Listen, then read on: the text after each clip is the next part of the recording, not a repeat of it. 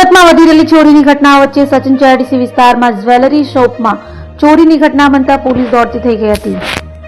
સુરતમાં ઘણા સમયથી ચોરીની ઘટના વધી છે ત્યારે સચિન જીઆઈડીસી પોલીસ મથકની હદમાં આવેલ શંખ જ્વેલર્સમાં ચોરીની ઘટના બની હતી. ચોરો દુકાનમાં લોખંડની ગ્રીલ કાપી પ્રવેશ્યા હતા અને દુકાનમાં લાગેલા સીસીટીવીના ડીવીઆર, સોના અને ચાંદીના દાગીના તથા અન્ય મત્તાની ચોરી કરી ભાગી છૂટ્યા હતા. તો બનાવને લઈ પોલીસને જાણ કરાતા તાત્કાલિક પોલીસ કાફલો સ્થળે દોડી ગયો હતો અને તપાસ હાથ ધરી હતી.